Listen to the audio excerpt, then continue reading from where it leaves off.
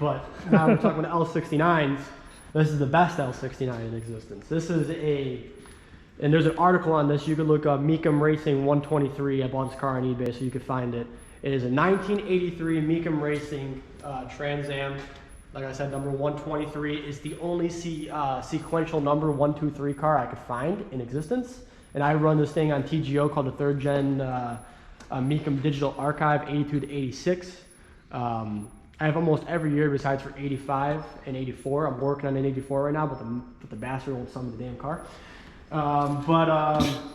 Essentially what these are, because nobody really knows, is these are the cars that made Steve Saleen who he is today. Essentially, Dennis Mecum and his brother, DKM Motorsports in the 70s built the Macho TAs. These are the 80s iteration of them. They made them from 82 to 86. But you could still buy parts up until like the late 90s, early 2000s. The website's still up, but you can't order any parts. I tried hitting the guy up, tried texting him, but he's an older gentleman. But it's kind of like the way I always explain it. It's like me hitting up Scottie Pippen. Like, what the hell am I calling? I like basketball, but why am I going to Scottie Pippen?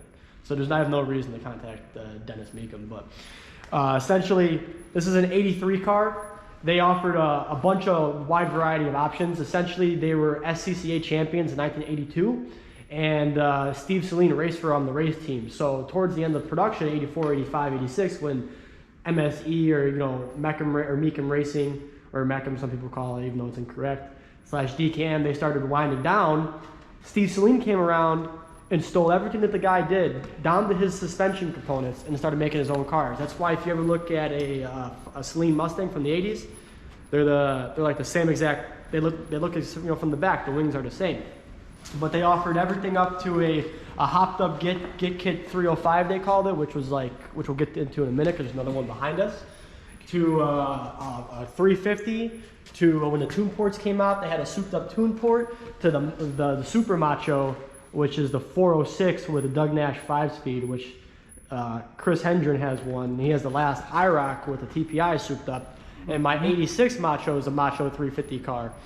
So, which is essentially just a Corvette 350 that you just bought out of the GM catalog and plopped it in there and put a TPI on it. But this is rare in its own right from GM because in 83 was the first year of the L69. So they made 662 L69 cars, T5 cars. They're only available with the T5, 373 rear end, and this is one of them. So in 83 they didn't have the dual snorkel, but I added it, and I made it all fancy because this is a fancy car. One of the snorkels is just hanging on there because there's no battery. I'm too lazy to put the bolt back on there, but it's real fugly underneath here. But it is it's an L69 car. It's not a Get Kid car. But it does have this thing called a Talon suspension, which is they put conies all around. They put 1-inch drop springs. They did these things called droop limiters that held the rear springs in. It pretty much goes over the rear lower control arm so the spring doesn't fall out when you're going through heavy cornering. And then if you look down in here, there's a bar. It's kind of hard to kind of see. I see it. I'm not sure if they can see on the video, but essentially, straight down. You know what that is? That is a front chassis brace. AKA, that's the brace that GM copied. You can see the big bar. GM copied that with the Wonder Bar. So they didn't do anything. GM didn't do anything like with a lot of the development of this car. It was Dennis Mecum, and even the whale tail wraparound wing that they developed that are on almost every single car in here, besides for the maroon car, which I got one for it, but I don't want to put it on there because it's just a replica of my first car. But I digress. Essentially, all GM did is look at the 944 Porsche and the material that they used, and they looked at the Mecum wing, and they won all the SCCA races. So GM just copied the wing, and boom, 85 comes around, you got a wraparound wing. And I wonder where all that came from. But I put PMDs in there. It had like these really ugly, like blue seats in there. The guy, it was a gray blue. pretty fully loaded. There's a center console plaque, and it has a 170 mile an hour speedometer. Like I said, it has a Talon suspension. Most of the cars, or the Crossfire cars, are L69 cars, which is kind of funny because they only made 150 cars in '83. They made 582, 50 in '84, and then '85 to '86 production are about 20 to 40 cars. No one really knows because there's only like 6 of them in existence, and I got one of them. But yeah, this is essentially just an L69 car with a souped up suspension, some really cool war paint graphics, an actually functional whale tail spoiler, some 80s decals because that adds a bunch of horsepower, and some badges. But they're way ahead of their time. And the more crazy you got them, there was nothing that could really walk them. And I mean, I have every 80s performance car in here besides for maybe like a Monte Carlo SS, but that's just a heavier Firebird. Let's be real. That can't ever get traction. That's one of my next on the list. I'll get one. There's a spot right there open. But the next car in here is the car that everybody loses their damn minds about, which, whatever. Go ahead, charge 45, 50 grand for your basic 87 T-top 350 Camaro with this gray interior while I go throw up outside. But this is, no, so the 85 and 86 IROCs are the ones to get. Because they had all the performance stuff aside from the 350 that pretty much, before they changed the brakes in the later years, that you could get. And the 350, we had more power, but I mean, there was so much more personality you could get. So this is an 85 IROC, first year of the IROC, first year and the only year you get silver. It's a 45 or 48,000 mile car, I don't know, I forget. That was from Las Vegas. I bought it from the second owner who never titled it. He was a GM mechanic who bought it to flip it. And I'm like, don't paint it, don't do anything, don't do. I mean, you can see this car on TGO when I posted it, sitting in the guy's like driveway and sitting in the guy's garage. And I'm like, I'll take it exactly the way it is. This car was OEM down to the original rotors and pads. Literally, it had it had everything on there. Not even the underside. All the suspension components are still the black paint because it wasn't really powder coat they used. The black paint on it was mint. So I did the logical thing and I cut holes in the hood and I put track specs on there and one what is that? I forgot. One arrow catch hood latch. It's non-functional. Yeah, I'm working on it. I mean, look, the hood's all dented. And then I didn't lower anything, but I put what is this Corvette ZL1 or ZR1 wheels on there. This has the awesome Lear Siegler LS interior. So yeah, it's a silver on the second owner 85 car with the Lear interior. The last year for this style Lear interior, the only year you get it in the IROC with the silver. It has a rear wiper car, which you're not going to be able to get back there and see. But you can see the little nub on the back there. It's got louvers. Yeah, I put the Krieger rear window louvers over there because they're made to clear the rear wiper. Not a lot of people know that.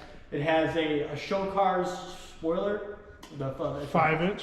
Yeah, that thing is horrible. And I hope the guy who makes them is hearing it. Put some more mounting hardware on there, man. It is the most shitty fitting Hawks knockoff there is. I would get a, what is that, Duraflex trash can one over. Yeah, Duraflex is even 1,500 hours of body work to get it to fit right. I got it to fit pretty good. I didn't drill any extra holes or anything. I have the cool Z28 mats, the cool Z28 it's got the speedometer in there. And it's got the center console clock. I added that. And then it's also got the overhead console. That was in the car when I with your custom special garage door opener. Oh yeah, which I don't even have a garage door opener anymore. It's just locks and locks and locks and locks and locks. It's a TPI car. It's I think it's a 342 rear end car. It's pretty fun. Like I said, I've never done. Besides for making it look a little bit cooler, it's essentially what besides for if it had T-tops, is essentially the nicest and the rarest IROC you could get in my opinion. But then again, you guys got to remember, after 86 and 87 rolls around, they didn't do a damn thing to the IROC. It wasn't until they figured that it was getting kind of jaded that the 91, 92 came around. They dropped the whole IROC nonsense and the 91, 92. The Z28s came out. And they look so much better. But these 85 and 86 cars are slept on. And especially if you could get an 85, 86 L69 car. I wish this was an L69.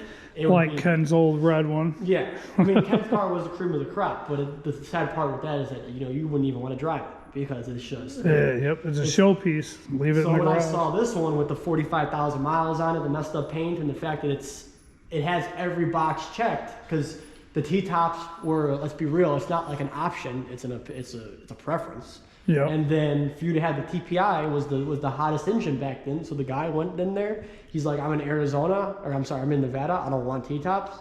I want a hardtop. I just want to cruise with windows down. I want every single fancy option. And that's what he ordered. And that's the way it sits. But I drive it all the time.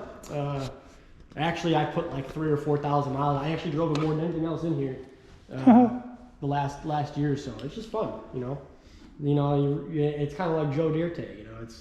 It's really beat up around the edges, but at the end of the day, everybody's like, you see all, you drive down the road and all the kids are like, Dad, look at the Camaro, which is crazy because I don't get any looks at any of these other cars. So Yeah. there's that.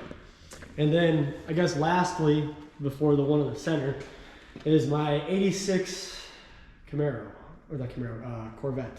Corvette. Yeah. Which honestly, C4s are slept on because they're super cheap. 350s, they're light as hell and they're fast as hell. They're 352 import cars. Yeah, I mean, you don't want to get an 84 because it's a Crossfire. Even though I want one just to have one because I like the oddball stuff. But this is an oddball car. I got it for pretty much nothing. I traded a car for it. It is the way '86 Corvettes come. It is the most undesirable one because in '86 they came out with the aluminum heads, but this ain't an aluminum head car. It's a cast iron, no option, no power, nothing, non-Bose, non-nothing Corvette. And it's kind of funny when you look at, because all the Corvette guys are like, oh, my Corvette is rare, but when you actually look at the numbers, and now I'm going to be a part of the stereotype, when you actually look at the numbers and you're like, well, what's the rarest option? I forgot what it is.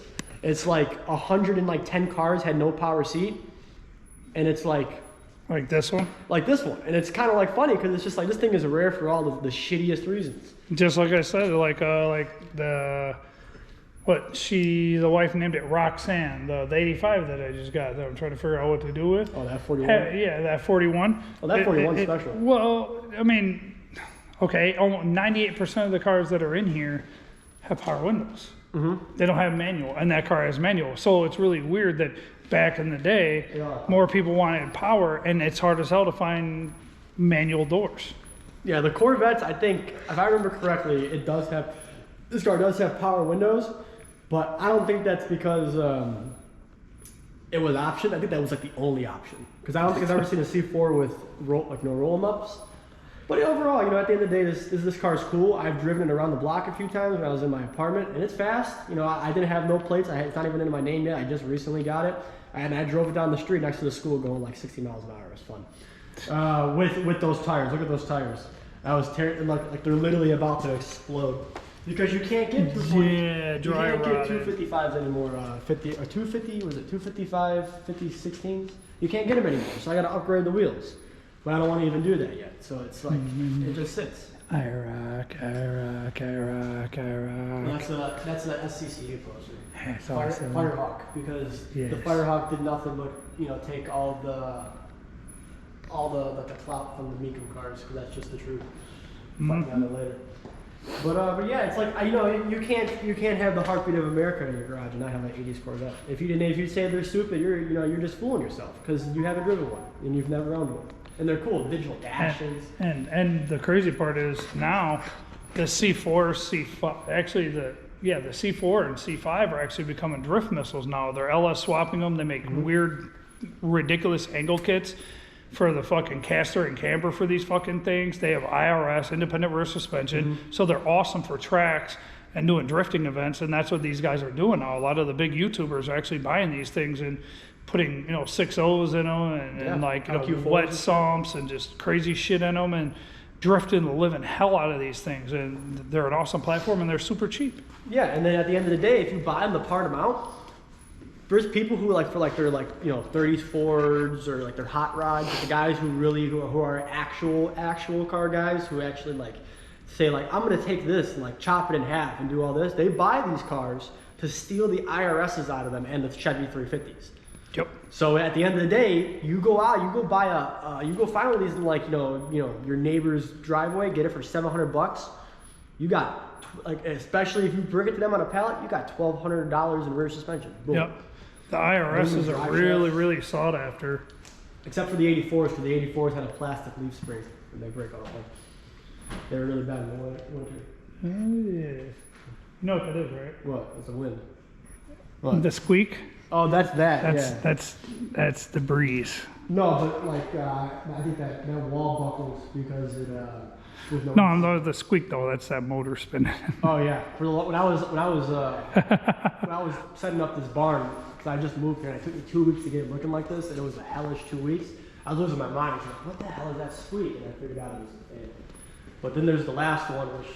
This is the last one. Because this is the like newest. A 3-hour video. What is it? This was actually just popped up on eBay.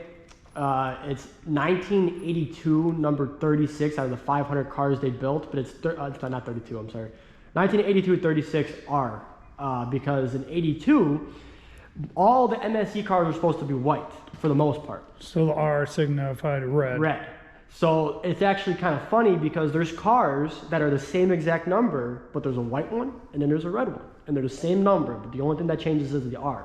But this one is special because, well, it's not destroyed for one, but it's a 1982 Mecum car, but it has the Git Kit, it has the Talon suspension, and it has all the stuff. This one has 83 decals on it, like the 83 over there has.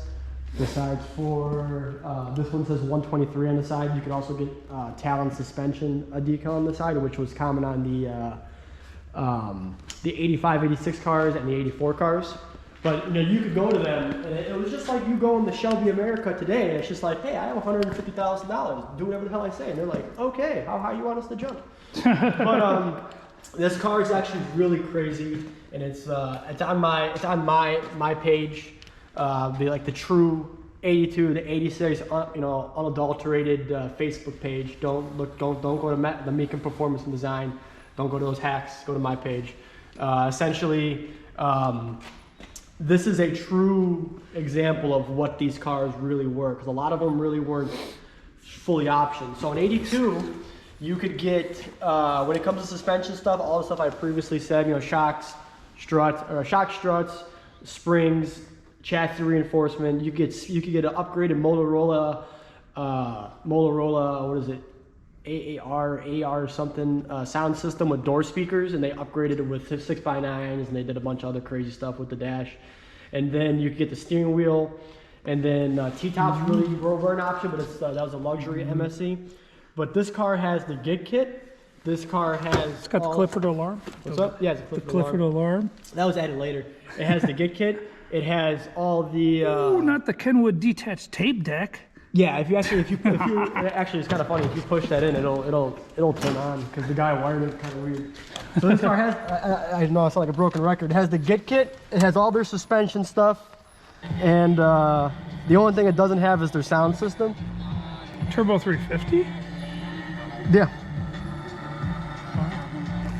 85-mile-an-hour dash. Well, that cluster isn't the original cluster. The other one, the guy I bought the car from, he has the MR, the Mecum Racing 170, but he had it rebuilt. But I don't know when the last time it was put in, because it had like 60,000 miles on it, and this one has 108,000. So for me to put that one in, now I got to send both of them back out, get it both of them recalibrated, and I'm not trying to do no illegal stuff, but have it professionally, by a professional, change the miles so that it matches the car. So it's true to the car, yeah. But that's just because somebody put this in there. But yeah. So essentially, it's got Recaros. Yeah, no, those are out of a second gen, and the previous guy put those on there because it was a PMD car. This car doesn't have power, does not have power mirrors. But other than that, I mean, it has everything that Mecum offered. It has a true dual exhaust, so it has the fully upgraded Git Kit, where it came with Excel Tri-Wise, an Edelbrock intake manifold, which is not on the car. It's a Wieland or Wayland. I always pronounce it wrong. Wieland. And then it has, you could look underneath. Go fast badges. Yeah, I gotta replace them, but see this? I'm not sure if they could see. Probably not. But you could see that ain't an 82 or 83 dual muffler setup. You can see how the pipes curve in. It's true dual exhaust, and you can see it go over the rear end, as you see like the hose clamp right there, because I'm guessing it was rattling at one point and someone put it on there. I don't know. I haven't torn this car apart at all or even looked at it yet really that deeply. Yeah, the pace car has the same exhaust on it. Nope, this is different. It's different exhaust. Is it? This is a true dual. It looks I'm talking similar. about the muffler setup. The design, yeah, but the those, design. but I don't think those are GM mufflers. I think those are aftermarket '80s mufflers because it doesn't sound factory at all. But those are factory tailpipes. But yeah, you can see there's two individual pipes that go into one muffler, go into the other muffler, and there's two pipes that go along the drive shaft. So it's true dual exhaust, and with the true dual exhaust with the Excel Tri-Wise, it had a Holley 600 CFM carburetor, the Wieland intake, and it had a like an open air element, I guess you'd say, not cold air intake, because some people are like, oh, it's not a cold air intake, oh, it's like a hot air intake. They made like 70 extra horsepower according to like their paperwork.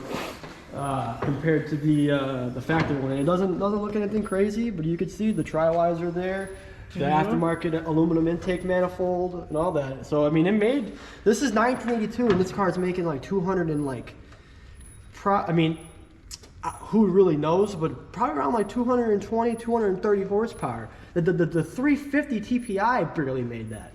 So, and this is a little TH350 car, nothing really crazy.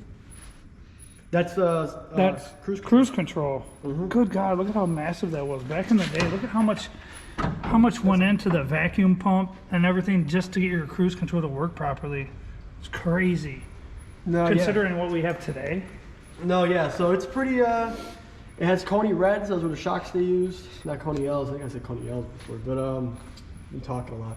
But yeah, essentially, yeah. I mean, there was nothing on the road. There was no Mustang. There was no Corvette. There was no nothing that could really touch these things. When you went to MSE and you really ordered a true one with the true suspension upgrades and the true Git kit, and then it's even crazier if you got to remember if you had an L69 with the Git kit. The L69 already had a lot of upgrades that they would have did. So they have the better flowing heads and all that kind of stuff. So if you had an L69 Git kit car, you're probably making 70 horsepower on top of an L69. So that's 280 horsepower. And then you have a Git kit 350, then you're at like 350 horsepower. And then the 406 was about 500 horsepower. But it was like an $18,000 option. So yeah, and it's crazy to think that 4-cylinders out there now make fucking 350, 425 horsepower. It's nuts. The idea that there's no replacement for displacement doesn't exist anymore. But it's not about going fast. It's just about looking cool. Because anything in here could get pretty much stomped by a Camry, pretty much. So it doesn't really, maybe the Mach 1 be all right. The Mach 1 will probably take out a Camry. Yeah, but I mean everything else in here, I don't know. You get that damn Fox Body Mustang in the corner, get it timed right and everything, and that thing will stomp a mud hole in a Camry. 135 horsepower 302. There it is. And as light as it is, it still might stomp a Camry. No. I mean, that's pretty much it for what I have in here. Like other cars, but this is just what I have in here. Yeah, he's got other cars. There's a few outside, but they're flip cars and some other shit. Yeah, I got a couple other muscle cars packed away in some places, but yeah, man. But yeah, I mean, it's pretty much it. I could keep talking about it, going in depth on every single individual car, how much I like my powder coated valve covers with the Daytona badges. I spent more on badges for that Daytona than I spent on the car. Yeah. I literally bought this car for like funny like $3,000 and like these badges like $400 a piece. are expensive as hell, and he powder coated the valve covers and added the badges, and it's ridiculous that those badges cost damn near more than what he paid for the car. And then the badge, there's a badge on the center console, the air cleaner lid. I mean a special a special knob. This one? Yeah, I have one that says MR for 123 as well. So as 82, I'm gonna leave it alone because it has the Mecum air cleaner. I have one that's actually restored, but that one's. All right, we're good. No, yeah. So batteries, quick reload. But, quick reload. No, yeah. So I mean, I'm if anybody ever wants to find me, obviously Ryan Stadoff. I'm on Facebook. I'm on I'm a moderator on Brett Thomas's page. I run I'm an admin on the 84 15th board. And then I own the Daytona page. I own the MSE page. On TGO, I'm T/AW61985.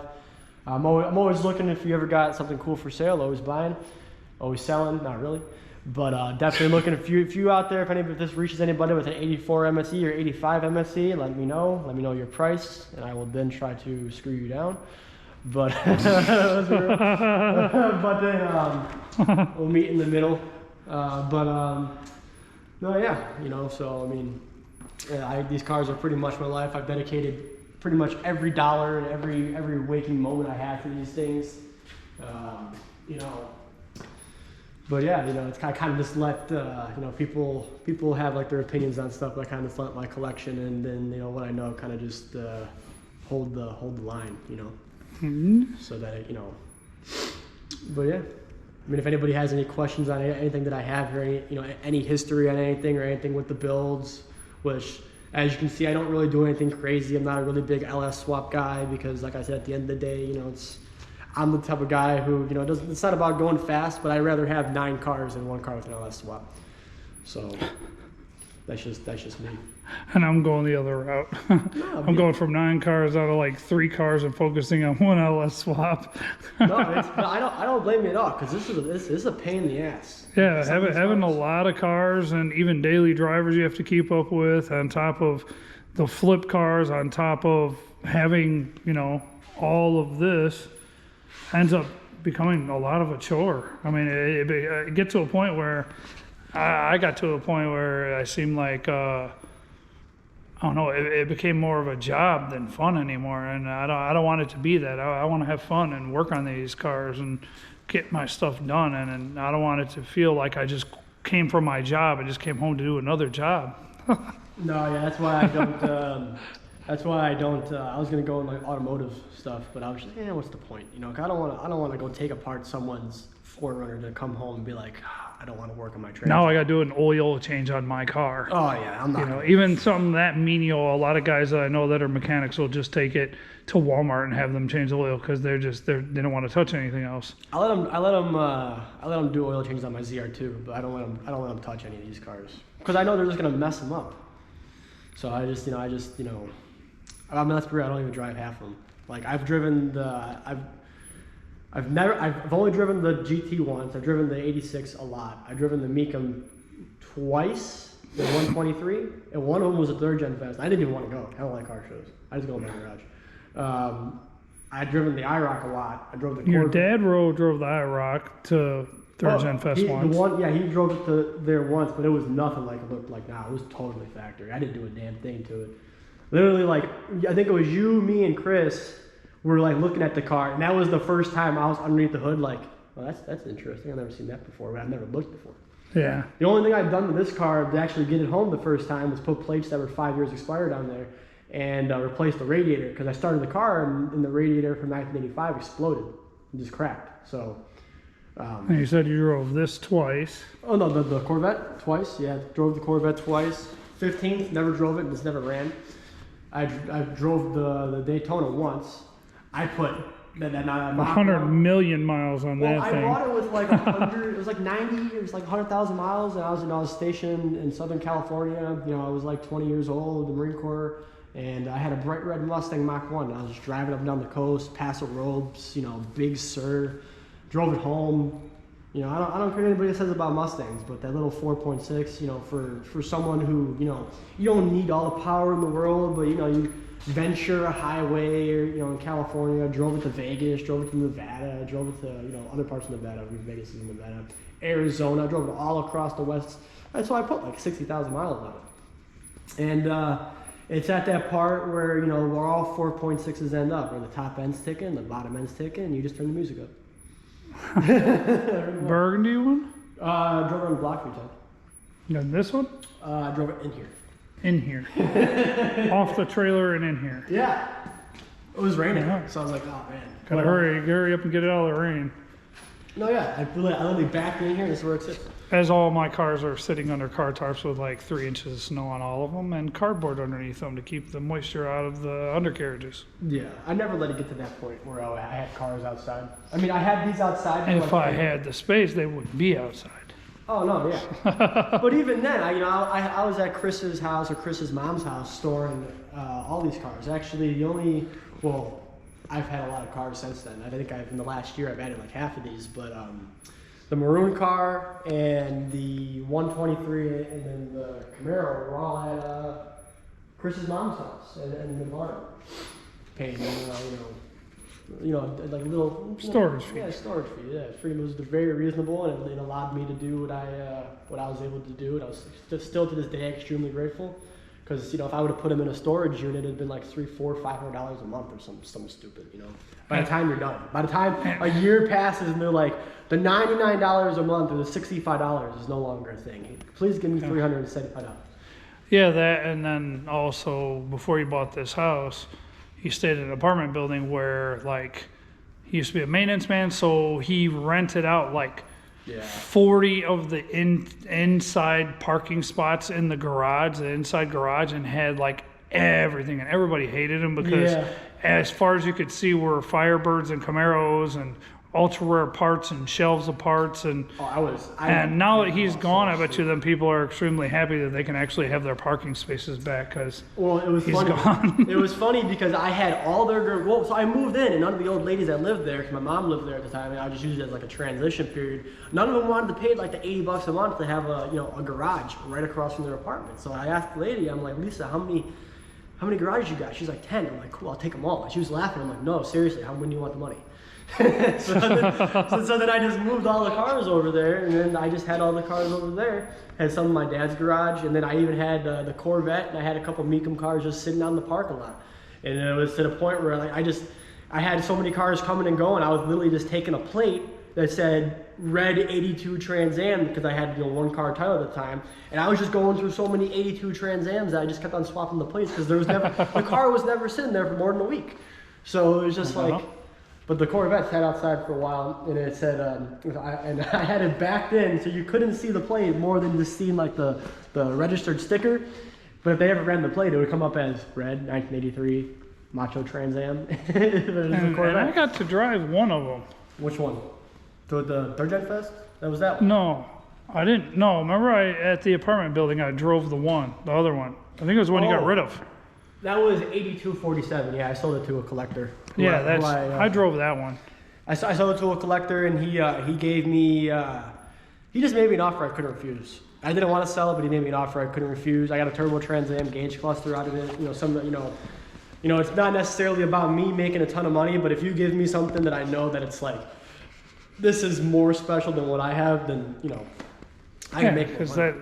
That's when you gave me all the car parts that I ended up selling, and my daughter still has the Firebird center cap sitting on her dresser to this day. No, yeah, well, that's how it is. You pay it forward. Especially you do a trade with somebody. I'm not gonna say who. You still piss me off to this day, but we're cool. You give them like a ton of parts for like a couple little things for them to make money, and then it's just like then you have to sell, and I'm like, yeah, that was my intention, dude. But no, like when it comes down to it, it's like. You always just want to pay it forward, I didn't get it half of these cars by screwing anybody over. It's just, it is what it is, if you want this, here's this, and, I understand there's a hole in the floor, but I mean, it is what it is. It exists. Mm-hmm. So, but yeah. But then again, the hole in the floor just adds to the value of the car. Or you can buy a Corvette and not have a hole in the floor, but just have cracked floorboards because they're fiberglass. Yeah, cracked fiberglass floorboards because it's 90% fiberglass. Yeah. All right, so that's where you can reach Ryan. This is Ryan's collection. Obviously, seen them all 3 times. It is freezing. He has steel-toed boots on. I have 1 pair of socks on and long johns, and my toes are numb. Yeah, we've been on there for like 2 hours. So, yeah, we're going to end this video here. Like, subscribe, drop a comment down below. If you want free Third Gen Junkie stickers, hit me up on here. Drop a comment down below, or cameraman Chris79@gmail.com. And if you go on Facebook, it's Chris Benson, and it's just a picture of me, my wife, and my daughter, and my ugly face, so you'll see when you see it. And then And just a shout out for me, if you have a Mecum car, because I run the archive, hit me up on Facebook, because if I don't already have it on my archive, I'll add it to my archive just because I'm trying to rebuild, you know, like how many cars have this, how many cars like that, because I'm trying to document them. I have the last roll of these, you know, Mecum racing stickers. They're about this big. I think you got one in your pocket, actually. yeah. And if you have a car, I'll, you know, just shoot me your address, pictures of the car, and just prove that it's real, and I'll send you one of these free of charge. Put it on your toolbox. It's a real deal stickers, if you know, from the 80s, and once they're gone, they're gone. I got like 2,000 of them, so. Yep. Same here. I got like 2013 Junkie stickers. So, and I still have the wristband. You can't barely see it, but there's the wristbands for $5 a piece, and promo cards for sale, parts for sale. So hit us up. See you next time.